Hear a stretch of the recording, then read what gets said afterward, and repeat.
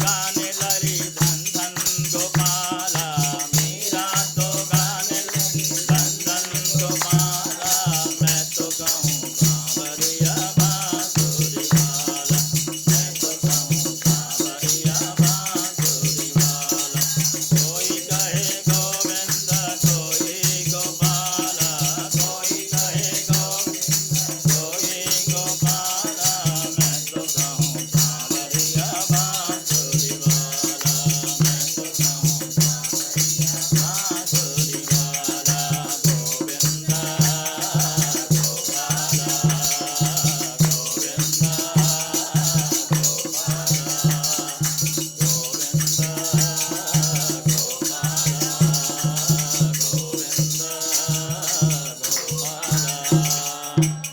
गोविंदा गोविंदा गोपाल। सुंदर बात बताई है। एक समय की बात है, बलदेव जी नंद ब्रज में पहुँचे, माता पिता से मिले, गोपियों से मिले। आज बलराम जी ने गोपियों के साथ यमुना पुलिन में जिस तरह भगवान श्री कृष्ण कन्हैया ने रास का प्रसंग किया था, उन गोपियों के साथ रास क्रीड़ा करने का निश्चय किया। अब जैसे ही पहुँचे हैं, वहाँ का वातावरण बड़ा ही मनोरम है। वारुण देवी वृक्ष के कोटर से प्रकट होने लगी और उसका सेवन करते हुए मदमत्त बलदेव जी ने जल क्रीड़ा करने के लिए यमुना जी का आकर्षण किया, बुलाया। यमुना जी मानी नहीं। बलराम जी क्रोधित हुए और हल के अग्रभाग से यमुना जी को कर्षण करना चाहा। यमुना जी घबराई, भगवान की शरण में आई हैं। इधर भगवान बलदेव जी 2 महीने तक ब्रज में रहे। इधर क्या हुआ कि करुष देश का एक राजा है जिसका नाम है पौंड्रक वासुदेव। अब पौंड्रक वासुदेव ने सोचा दुनिया में पाखंड का आश्रय लेकर के दुनिया को बेवकूफ़ बनाना है, अपने आप को पुजवाना है, मैं ही भगवान हूँ, भगवान की पूजा छोड़ दो। ये निश्चय उसने किया और उसने क्या काम किया, अपनी प्रजाओं में ये संदेश फैलाया। कहता है कि राजा ही भगवान का स्वरूप होता है, इसलिए तुम मेरी ही पूजा करो। अब उसका नाम वासुदेव पहले से था। कहता है वो जो द्वारका का वासुदेव है ना, उसकी पूजा बंद करो, मेरी पूजा करो। और बताते हैं 2 हाथ तो पहले से ही थे, 2 नकली हाथ बनाए और बिल्कुल 4 हाथों वाला हो करके बिल्कुल सिंहासन में बैठता और अपनी पूजा करवा दो। अब प्रजा बेचारी भोली भाली, अब पूजा न करे तो फिर खैर नहीं, तो डर के मारे ही सही राजा के प्रति भगवत भाव व्यक्त करना पड़ता था। अब इतना ही करता तो ठीक था। उसने क्या काम किया, एक पत्र लिखा और अब एक दूत के हाथ में पत्र भगवान के पास भेजता है और कहता है, अरे कृष्ण, तू अपने आप को वासुदेव कहलाना बंद कर, अपने आप को भगवान कहलाना बंद कर। अगर यदि तूने ऐसा नहीं किया, अगर अपने आप को भगवान कहलाना बंद नहीं किया तो मैं तुझे दंडित करूँगा। अब जैसे ही भगवान के पास में वो पत्रिका आई, भगवान ने वो पत्रिका पढ़ी। भगवान कहते, अच्छा अब तू मेरी जगह लेगा, तू मुझे चुनौती दे रहा है। तो भगवान उस करुष देश में, करुष मतलब आज का उत्तर प्रदेश का मिर्ज़ापुर जो ज़िला, उसको करुष कहा गया हमारे शास्त्रों में। तो बताते हैं भगवान पहुँचे और भगवान जैसे ही पहुँचे, भगवान से कहता, आ गया मुझसे युद्ध करने, ये अच्छा हुआ मुझे जाना नहीं पड़ा, बैठे बिठाए शत्रु का आगमन हो गया है और भयंकर युद्ध हुआ है। और उस युद्ध में उस पौंड्रक वासुदेव का प्राणांत भगवान ने कर दिया है। वो पाखंड धर्म को जो एक तरह से उसका प्रचार प्रसार कर रहा था, अपनी पूजा करवा रहा था, ऐसे पाखंडी का भगवान ने यहाँ पर अंत कर दिया है। और कहते हैं अब एक समय की बात है, दुर्योधन की पुत्री है लक्ष्मणा, उसके स्वयंवर का कार्यक्रम चल रहा था। तो बताते हैं भगवान श्री कृष्ण के पुत्र जो जाम्बवती के कोख से उत्पन्न हुए थे, कहते हैं शाम उस सभा में पहुँचे और सबके देखते देखते लक्ष्मणा का हाथ पकड़ा और स्वयंवर की सभा से भाग खड़े हुए। अब कौरवों को लगा कि इसका इतना साहस कि भरी सभा में जहाँ भीष्म हैं, दुर्योधन है, कर्ण है और भी न जाने कितने वीर लोग हैं, उनके बीच से हमारी कन्या को उठा करके ले गए, हमारे अस्मिता और अस्तित्व का प्रश्न है। और सब ने घेरा और सांब को कैद खाने में डाल दिया। अब काफ़ी समय व्यतीत हुआ, द्वारिका में सांब लौटे नहीं, तो फिर नारद जी के द्वारा जब खबर मिली कि सांब जो है हस्तिनापुर में कैद बना दिए गए, तो यहाँ पर बलराम जी कहते हैं कि मैं जाता हूँ कौरवों को पाठ पढ़ाने। तो बलराम जी ने कौरवों अपनी सेना सजाई और सेना को लेकर के हस्तिनापुर में पहुँचे। हस्तिनापुर के बाहर एक उपवन था, बगीचा था, वहाँ जा कर के रुके और संदेश भिजवा दिया कि दुर्योधन आदियों को संदेश दे देना कि बलराम जी तुमसे मिलने आए। अब जब सुना बलराम जी आए तो कौरवों को लगा सामान्य रूप से हमसे भेंट करने के लिए आए हैं, और उनका बड़ी जोरदार उनका स्वागत किया गया, स्वागत सत्कार किया गया। अब जैसे ही स्वागत आदि पूरा हुआ तो बलराम जी बोले, हमारे पुत्र को तुमने कैद में जो डाल रखा है उसको मुक्त कर दो। मैं तो ये संधि का प्रस्ताव लेकर के आया हूँ, अगर तुम्हें हमारी बात समझ में आती हो तो ये काम कर दो, और वरना फिर तो तुम जानते ही हो हमारी सेना भी पीछे खड़ी है। तो कौरवों ने बड़ा अपमान किया है बलराम जी का।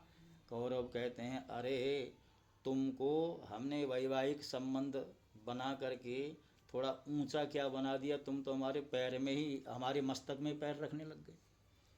हालांकि तुम्हारी हमारी बराबरी नहीं थी, हमने तुमसे वैवाहिक संबंध स्थापित करके जो एक समानता का दर्जा दे दिया। अब तुम इतने अभिमानी हो गए कि तुम हमारी बेटियों को जब चाहे तब उठा के ले जाने लगे, ये कैसे हो सकता है। और यहाँ पर एक और बात कही, जो जूती होती है ना वो पैर में ही शोभा देती है, मस्तक में उसका कोई काम नहीं है। ये शब्द जब कौरवों के मुख से निकला है, बलराम जी कहते हैं, अच्छा हम तुम्हारी पैर की जूती हैं, अभी चखाता हूँ मजा। और बलराम जी ने ऐसा क्रोध किया, हल उठा करके हस्तिनापुर को जब गंगा जी में पलटने का निश्चय किया, और जैसे ही जोर से जो है झटका देने लगे, हस्तिनापुर हिलने लगा है। कौरव लोग भयभीत हुए हैं, आकर के चरणों में गिरा है, और सांब जो कैद में डाल दिए गए थे, लक्ष्मणा के समेत सांब की विदाई की है।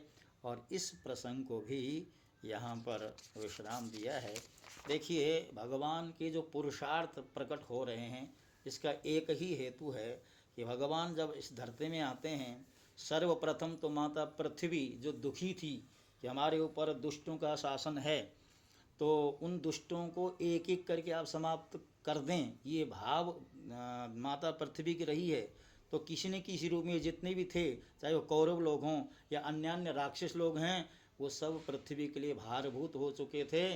तो उन सबको एक एक करके उन सब से पृथ्वी को भारमुक्त बनाना ही भगवान का लक्ष्य था। कई बार ये कथाएं जब हम सुनते हैं या सुनाते हैं, लगता है इन कथाओं में रखा क्या है। कथाओं में यही रखा है कि भगवान किसी न किसी प्रकार से धर्म को बचाने के लिए अधार्मिक तत्वों का सफाया कर रहे हैं। तो सुंदर बात बताई है। एक समय की बात, देवर्षि नारद जी के मन में एक कौतूहल जागा। सोचते हैं कि जरा भगवान श्री कृष्ण की गृहस्थी का दर्शन कर आऊँ।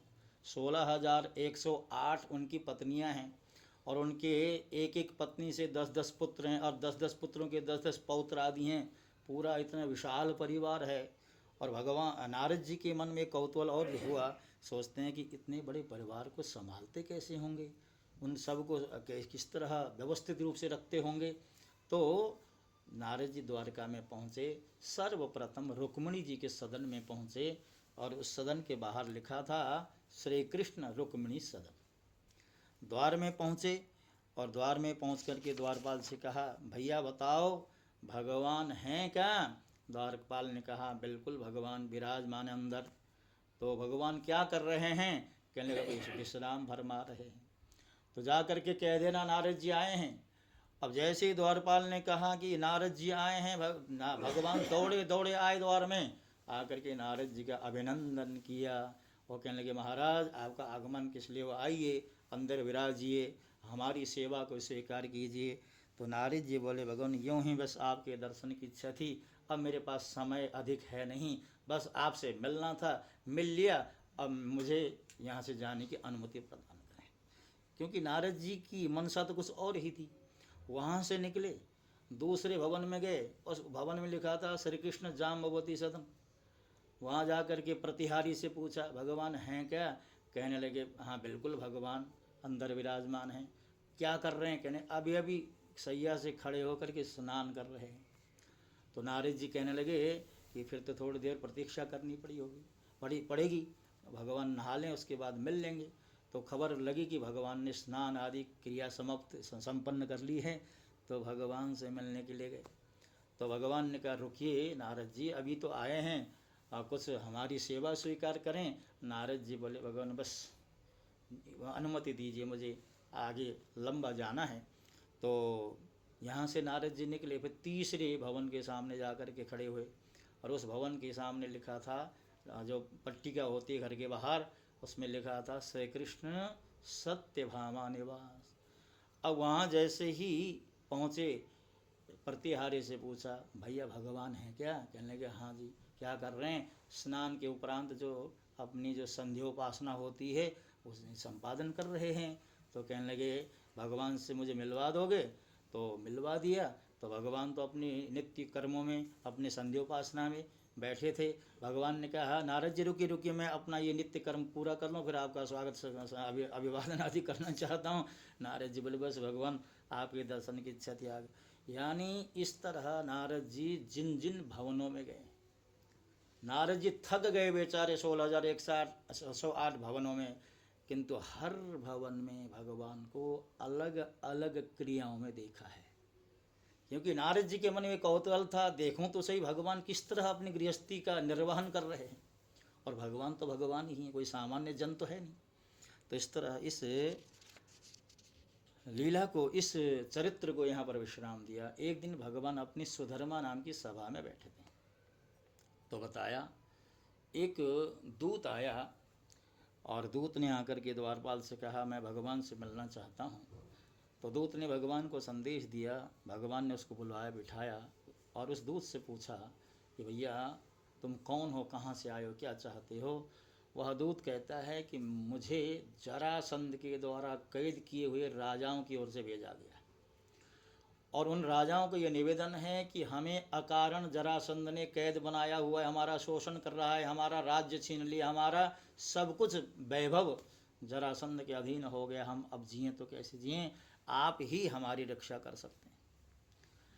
अब जैसे ही भगवान के पास वो संदेशा पहुंचा, दूत को कहा ठहरो, तुम्हारे लिए कुछ मैं विचार करता हूँ। इतने में ही देवर्षि नारद जी पहुँचे। नारद जी का आगमन हुआ, नारद जी का भी स्वागत सत्कार किया, उनको भी बिठाया गया। कहने लगे ऋषिवर आपका आना किस लिए हुआ बताएं? तो नारद जी बोले मैं अभी अभी इंद्रप्रस्थ से आ रहा हूँ, युधिष्ठिर जी ने आपको याद किया है। अब यहाँ पर जैसे ही सुना है युधिष्ठिर जी ने याद किया, और एक और बात बताई, युधिष्ठिर जी एक विशाल यज्ञ के माध्यम से भगवान की कीर्ति का विस्तार करना चाहते हैं, और दोनों निमंत्रण एक साथ आए हैं। तो वहाँ उस सभा में उद्धव जी बैठे थे। उद्धव जी से भगवान ने कहा उद्धव जी बताइए, दोनों निमंत्रण एक साथ आए हैं, मुझे किस ओर पहले जाना चाहिए? मुझे मगध में जाना चाहिए या इंद्रप्रस्थ में जाना चाहिए, अर्थात आज का बिहार और आज की दिल्ली, कहाँ जाना चाहिए? तो कहने लगे, उद्धव जी कहते हैं वैसे तो मर्जी आपकी है भगवान, हम क्या आपको आदेश कर सकते हैं, लेकिन मुझे ऐसा लगता है पहले आप इंद्रप्रस्थ जाएंगे तो इंद्रप्रस्थ के रास्ते दोनों कार्य संपन्न हो जाएंगे। और भगवान को ये बात अच्छी लगी, और भगवान ने न केवल अकेला बल्कि पूरे परिवार के साथ इंद्रप्रस्थ के लिए प्रस्थान किया और पांडवों से मिले। और युधिष्ठिर महाराज जी ने पहले तो अभिनंदन स्वागत सत्कार किया, उसके बाद भोजन आदि करा लेने के पश्चात जब बातचीत आगे बढ़ने लगी तो युधिष्ठिर महाराज बोले भगवान मैं एक ऐसी कीर्ति का विस्तार करने वाले ऐसे यज्ञ का संपादन करना चाहता हूँ जिससे आपकी पूजा हो, आपका यश बढ़े। तो भगवान कहने लगे आपने सुना तो बहुत बढ़िया, आपने सोचा तो बहुत बढ़िया है, आपने योजना तो बहुत अच्छी बनाई है, किंतु आपको मालूम है जैसा यज्ञ आप करना चाहते हैं ऐसे यज्ञ के लिए प्रचुर मात्रा में धन की आवश्यकता होती है, और आपका जो खजाना है, जो कोषागार है, उसमें अभी धन की न्यूनता है। तो बताया अब पहले आप जो है धन की व्यवस्था करें, तो यहाँ पर युधिष्ठिर ने अपने जो भाई हैं चारों, उनको एक एक दिशाओं में भेजा है। सहदेव को दक्षिण दिशा में भेजा है, नकुल को पश्चिम दिशा में भेजा है, और अर्जुन को उत्तर दिशा में भेजा है, भीम को पूर्व दिशा में भेजा है। और दक्षिण, पश्चिम और उत्तर दिशा की वो जो तीन भाई गए थे, उन्होंने उन तीनों दिशाओं से छोटे छोटे राजे रजवाड़े होते हैं, उनसे कर वसूली करके धन ला करके खजाने में जमा कर दिया।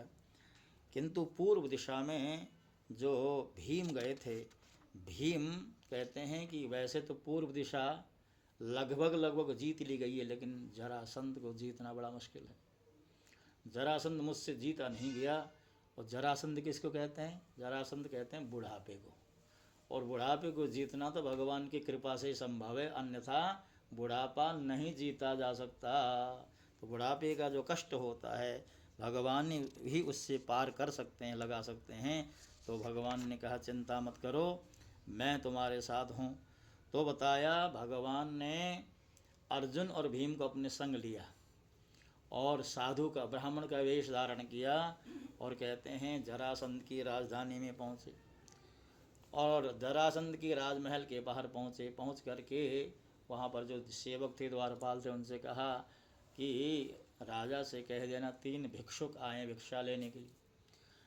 अब जरासंध के बारे में ऐसा लिखा है कि वह जो याचक लोग आते थे उसके दरवाजे में, चाहे साधु आए चाहे कोई ब्राह्मण आए, कोई भी आए, तो उसकी याचना को वो दूर करता था और इतना देता था कि उसको फिर दूसरे दरवाजे में जाना न पड़े।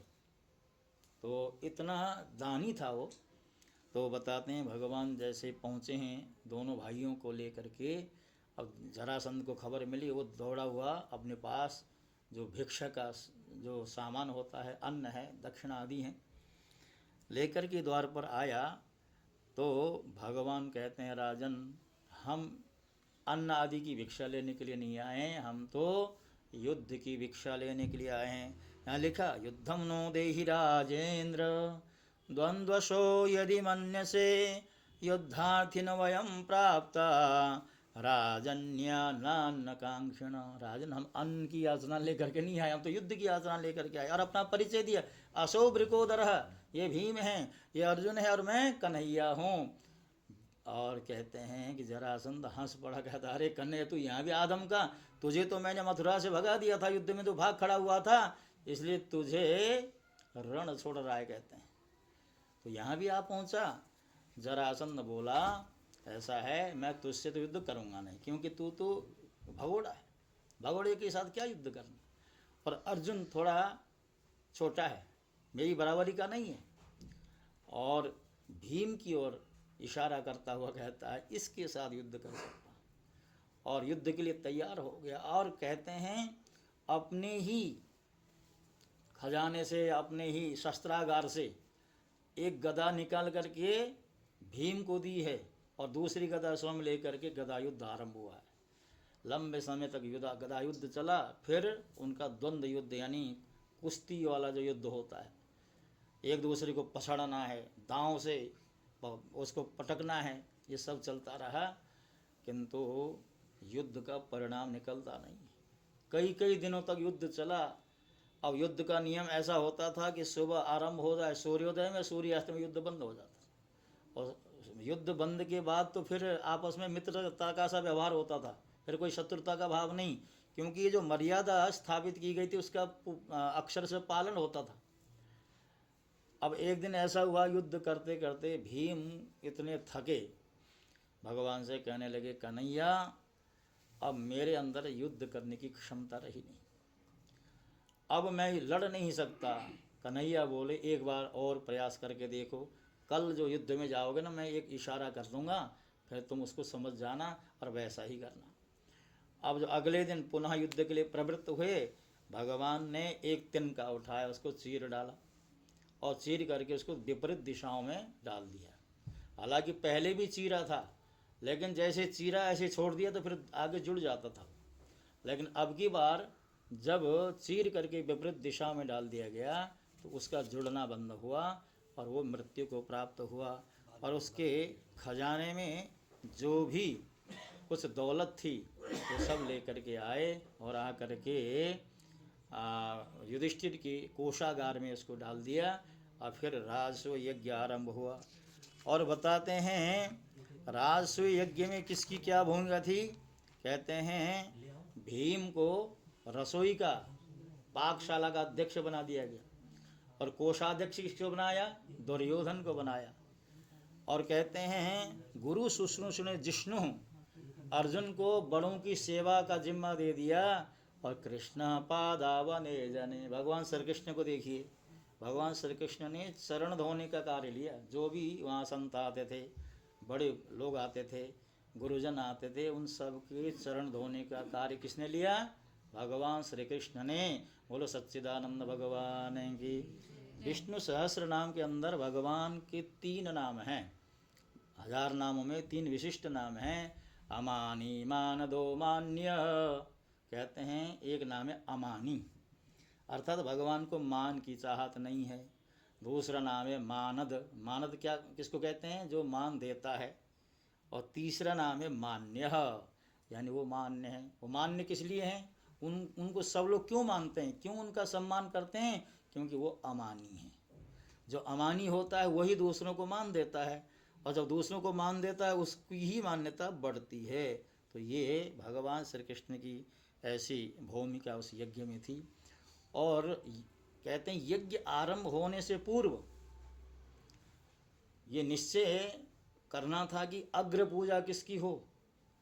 तो सब लोगों ने एक स्वर में कहा भगवान श्री कृष्ण की ही पूजा होनी चाहिए।